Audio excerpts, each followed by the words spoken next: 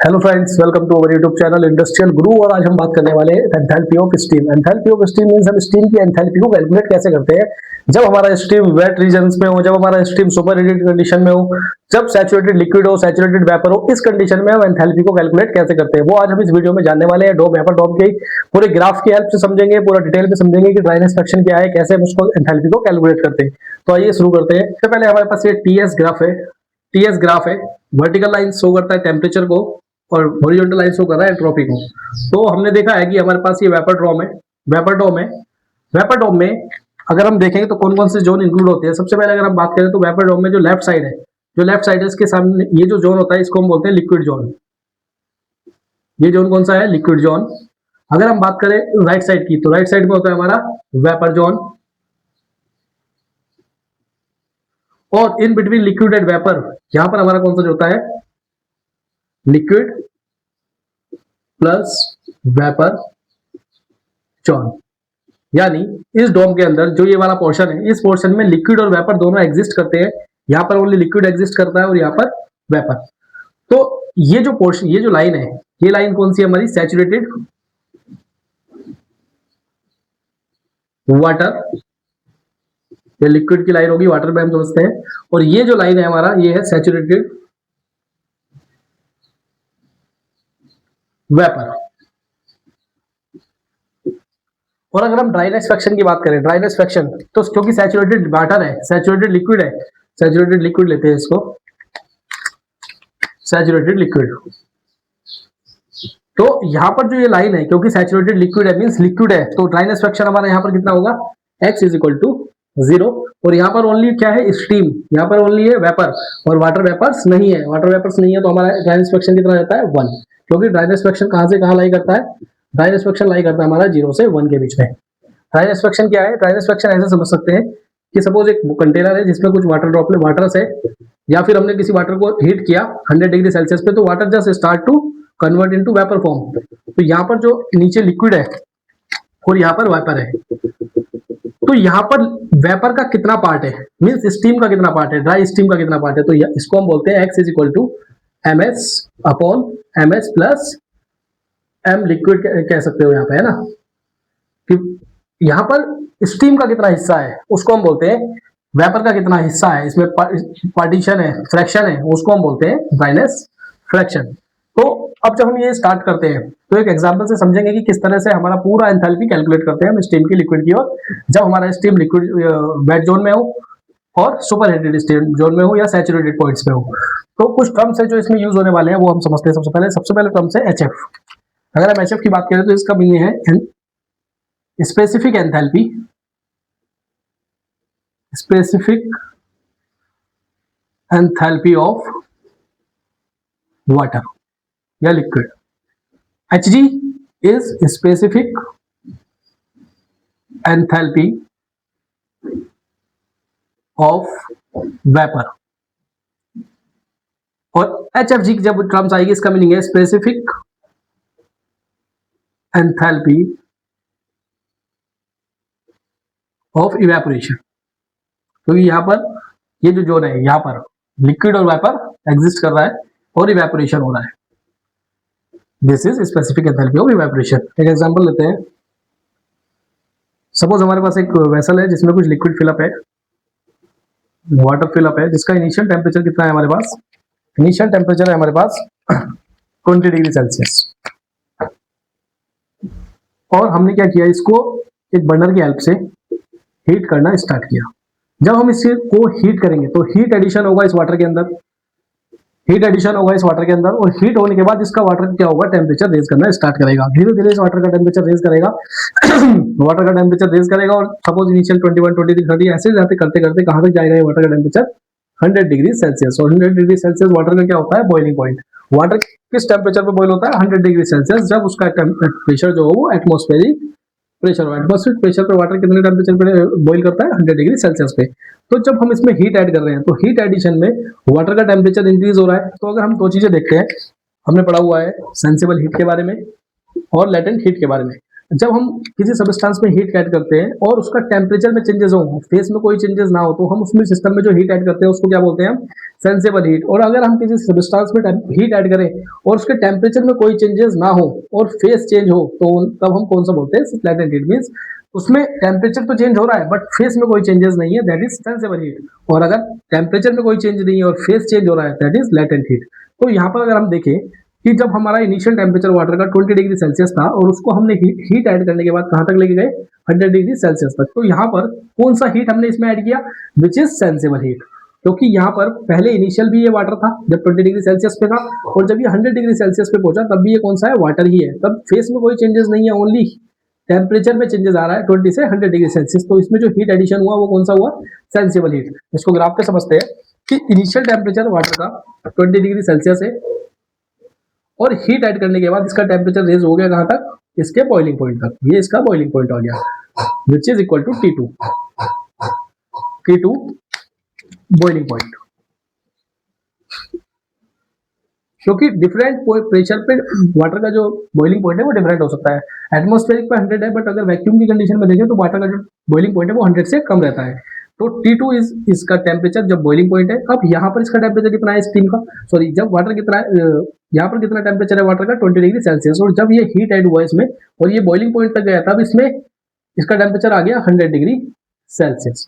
तो अगर हम बात करें कि इस पॉइंट पे इस वाटर में कितना हीट कंटेंट है या कितना एंथैल्पी है, तो इस पॉइंट पे कितनी एंथैल्पी है इस वाटर की, तो एंथैल्पी कैसे कैलकुलेट करेंगे, तो उसका फॉर्मूला हमारे पास क्या है, क्योंकि हमने इस फेस में 20 डिग्री से 100 डिग्री सेल्सियस तक जाने में ओनली कौन सी हीट ऐड की है इसमें, sensible heat.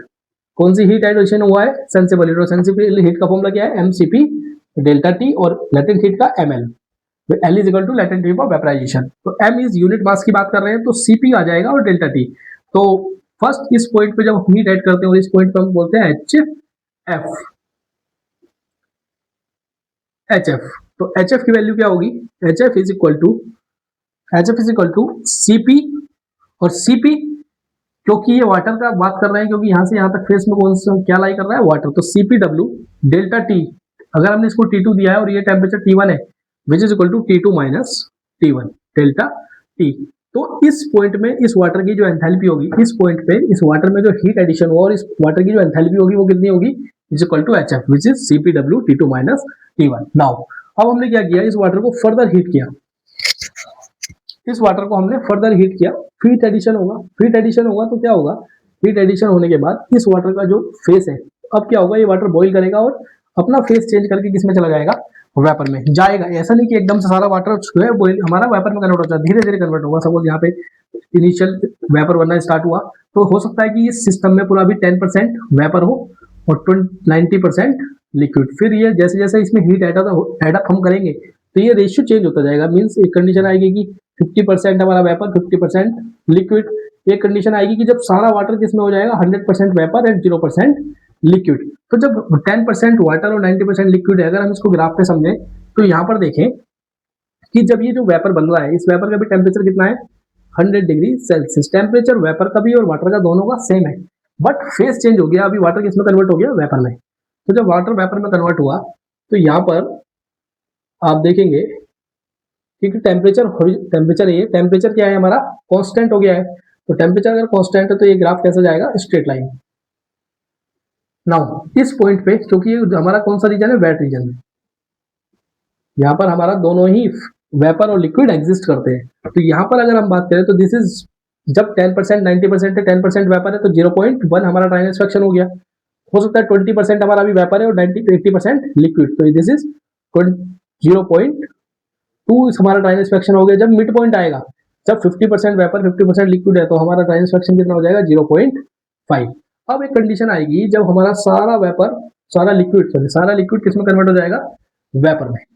That is saturated point, जब हमारा सारा लिक्विड वेपर में कन्वर्ट हो जाएगा। और इस पॉइंट को हम क्या बोलते हैं, Hg। इस पॉइंट पे हमारा जब सारा लिक्विड वेपर में कन्वर्ट हो गया तो लिक्विड तो बचा ही नहीं, तो लिक्विड 0%। तो ये हमारा जो ड्राइनेस फ्रैक्शन क्या होगा, x इज इक्वल टू 1। इस पॉइंट पे x इज इक्वल टू 1 होगा और इस equal to x is equal to 0, क्योंकि यहाँ पर टोटल वाटर है और यहाँ पर टोटल वेपर। इस बीच में क्या है, वेपर प्लस लिक्विड का region, that is wet region. यहाँ पर जो स्टीम है दैट इज वेट स्टीम। इस पॉइंट पे जो स्टीम होगी हमारी, दैट स्टीम को हम क्या बोलेंगे, वेट स्टीम। अब अगर हमें कैलकुलेट करनी है कि इस पॉइंट में इसमें जो एंथैल्पी है वो कितनी है, तो अगर हम सेकंड बात करें कि एंथैल्पी कितनी है जब हमारा स्टीम कैसी है, वेट स्टीम। जब हमारी वेट स्टीम है तो उसमें अगर हमें एंथैल्पी कैलकुलेट करनी है तो उसका फॉर्मूला क्या होगा हमारे पास, h wet is equal to, यहां से यहां तक हमने कितना हीट एडिशन किया, which is equal to H F plus इस पॉइंट पे x into h F G.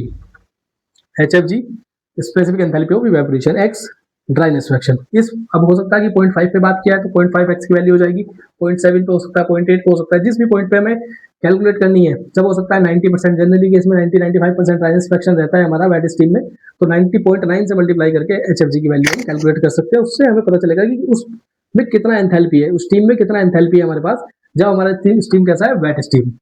तो H wet is equal to H F plus X H F G. दूसरा, अगर हम बात करें इस सिस्टम में, अगर हम इसमें बात करें तो यहाँ देखेंगे आप कि यहाँ से यहाँ तक आने में हमारा टेम्परेचर तो सेम रहा 100 डिग्री सेल्सियस वाटर का, बट हमारा जो फेस था वो टोटल किस में कन्वर्ट हो गया, लिक्विड से वेपर में। यानी फेस चेंज की बात हो रही है, फेस चेंज हो रहा है बट टेम्परेचर में कोई चेंज नहीं हो रहा है। तो इस कंडीशन में जो हमने इसमें हीट एडिशन किया उस हीट को हम कौन सा हीट बोलेंगे, लेटेंट हीट। तो यानी वेट स्टीम के कंडीशन में हमारा जो हीट एडिशन है वो कैसा है, latent heat.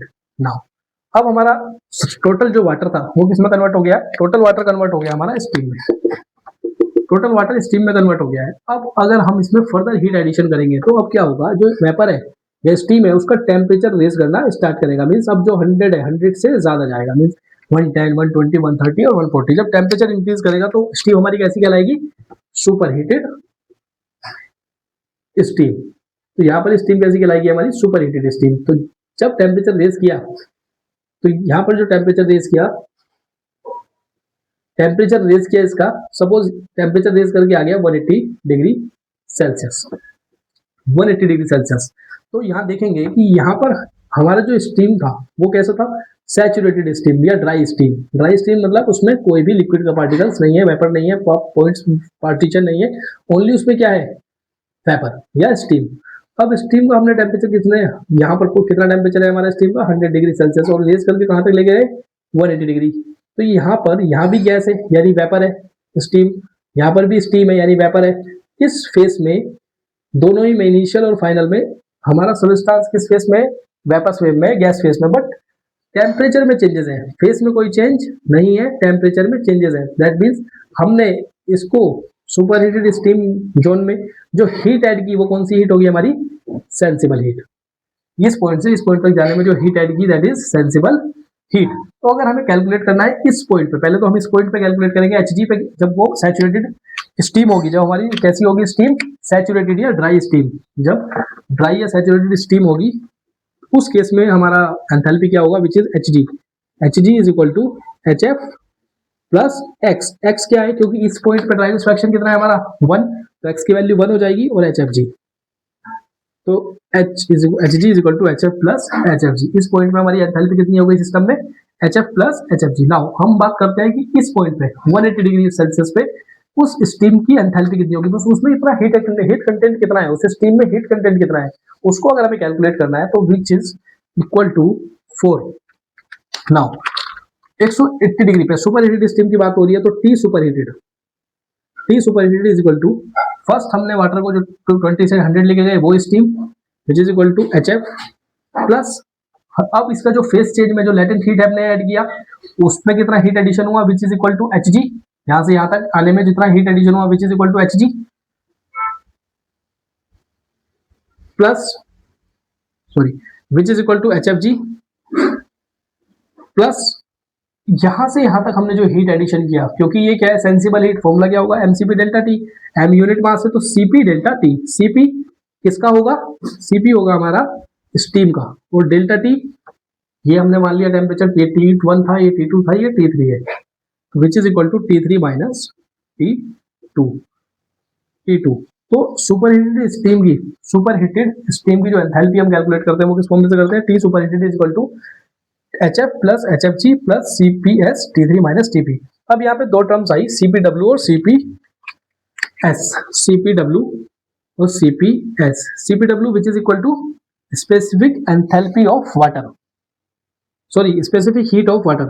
CPW is specific heat of water 4.187 kilojoule per kg और specific heat of steam is 2.1 kilojoule पर केजी. ये वैल्यू हम प्लेस करेंगे जब न्यूमेरिकल करेंगे. तो इस तरह से हम वेट रीजन में वेट स्टीम की एंथैल्पी कैसे कैलकुलेट करते हैं, सुपर हीटेड स्टीम की एंथैल्पी कैसे कैलकुलेट करते हैं, जब लिक्विड फेज में हो तो उसमें कितना हीट कंटेंट है, एंथैल्पी है, उसको कैसे कैलकुलेट करते हैं. होप ये वीडियो आपको अच्छे से समझ आई हो. वीडियो आपको पसंद आई हो तो आप वीडियो को लाइक कर सकते हैं, चैनल को हमारे सब्सक्राइब कर सकते हैं. Thank you.